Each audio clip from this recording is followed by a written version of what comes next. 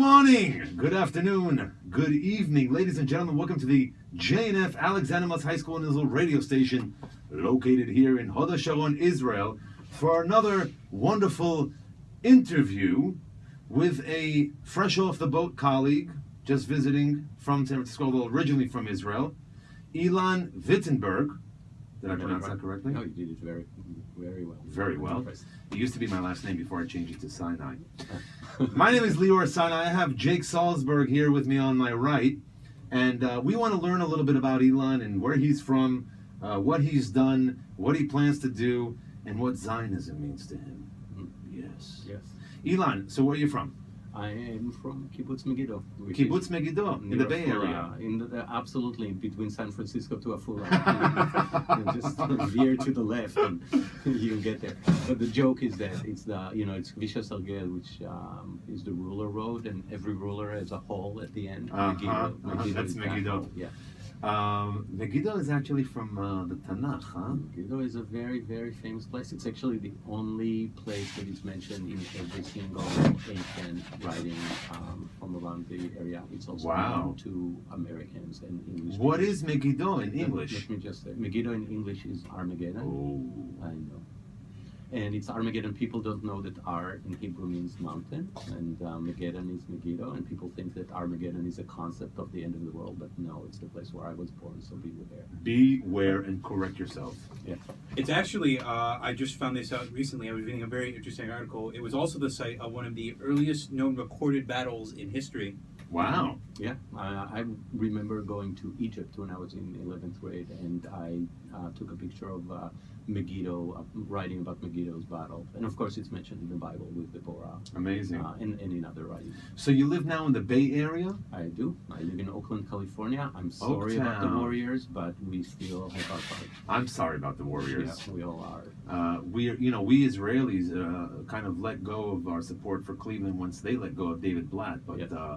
It is what it is. It's fair enough, but Oakland it's the closest thing we have. Special. Yeah. Cleveland is Israel's team. Well, not really, but so how long have you been out in the Bay Area? What have you been doing out there? Yes, it's a very good question. Why are you there? Why am I there? I'm in the Bay Area because I married someone from California, and we have two children with their two moms who are just about to land in the next 2 hours. Wow. So I'm heading to the airport. How old are your kids? The kids are 14 and 17. Wonderful. And it's going to be their first time in Israel. So 14-year-olds can come to our program here at Amhsi-Jnf. Absolutely. See that? See that? You see?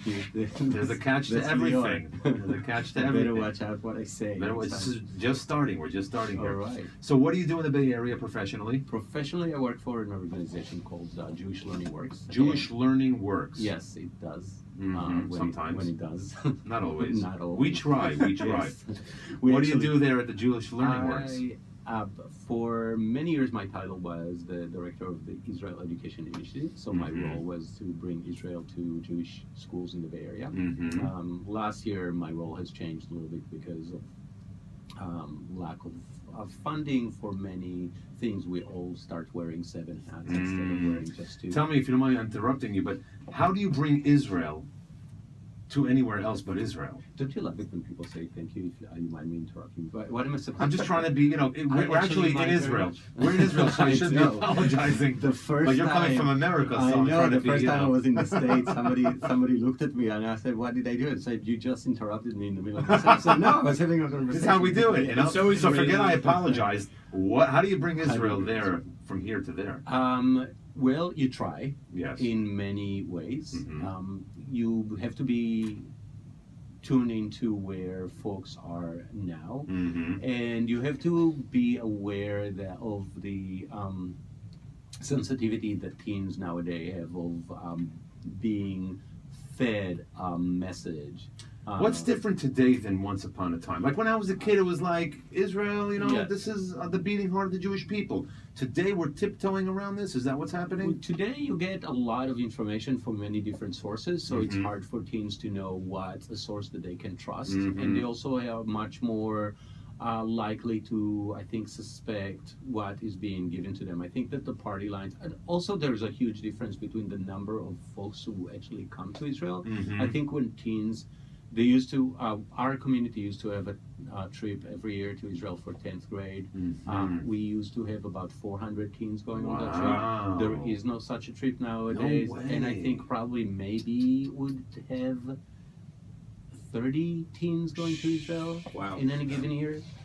So the number of teens who are actually coming to Israel, and I think for all of you from the United States, when you come to Israel, you get it, right? You feel it. When you don't, Israel is this thing that you hear about in the news many times. That thing that doesn't corresponds with your values as a progressive Jew living in the Bay Area.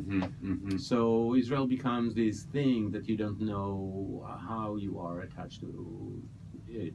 So I would add to that. Sorry for interrupting you. Please do. I will not interrupt really. you. Forget I apologize. I would add to that. It's not just how do we connect them to Israel, but why. Exactly. I think many young Jews today, and maybe Jake, you'll agree with me, don't even know what. Even Israelis. I mean, they're like, I'm like, why are you here? Because I was born here. Right. Duh. Right. But there's something a lot greater than just that. Right. So, Leo, you said something very interesting when you talked about the heads of the different faculty that you have, and I was saying, okay, you have general studies and you have Judaic studies, which is what we usually have, and you say, no, it's not. It's Israel studies. That's right. And so one of the things that we do is talk about Israel not just as the political state, but Israel also as the people of Israel, which is all of us, and also the... All of us meaning all Jewry. All Global Jewry are the people of Israel. Exactly. And so Eretz Israel, we say Eretz Israel, Medinat Israel, and Am Israel, right? So you have also Eretz Israel, which is this geographic place that for many years historical. So usually when I work on Bring Israel, one of the questions that I ask my teens is, okay, if I'm going to talk to you about Israel, where should I start? And they say many things, right? You start from the Holocaust, you start from Herzl, you start from 48, you start from... Why not start from Abraham, right? Lech Lecha is about what? Where is Abraham supposed to go to? Right. Why there? Thank you. And what is the relationship that we had with this place, even though we have not been in this place? What's the relationship, the spiritual? For 2,000 years you weren't in this place. Exactly. How do we keep? How did we manage not to lose ourselves? The name Israel was given to Jacob when Jacob decided to come back. And why does Jacob, with all his wives and all his mikneh and all his sheep and cows and everything, needs to come back to a place where he knows that his brother actually is trying to kill him? Right. Like why do we have this connection to this place that we had for many years? Right. And the other thing is that what I'm trying to do with our teens is that their relationship to Israel matters. They cannot divorce themselves from it. It impacts them. If they don't have a voice, and if they don't have relationship, somebody else speaks for them and say things that they might not necessarily believe in or that they might. So they have to be engaged. It's not. They don't have the privilege of saying, oh yeah, no. It's not for me, it is for me. It's part and parcel of who they are. It's part of but it's on us to make sure that we create that entry point so that they can engage and discover this important part of them. We're gonna be wrapping up in just a few minutes. I know you have to drive out to the airport to pick up your kids, which is amazing. All of our supporters and listeners and alumni out there are listening to this interview, and hopefully you'll share this with your colleagues and community back in the Bay Area. So listen carefully. Is Zionism alive or dead? Zionism is alive because we are right now sitting in Moss High School in Hod HaSharon, and we're having an interview in English in a place that speaks Hebrew. This conversation is going. Zionism is alive because Israel is there.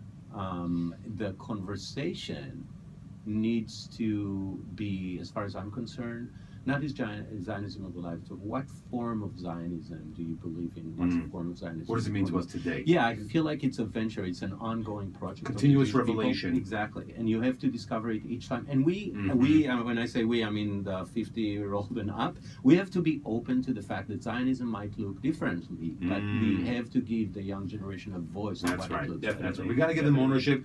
We got to create opportunities for them to forge their link in that chain of Jewish continuity and Israel connectivity, because they are the future. Absolutely. The same way, we stand atop the shoulders of our ancestors, perhaps even our grandparents, wherever they came from.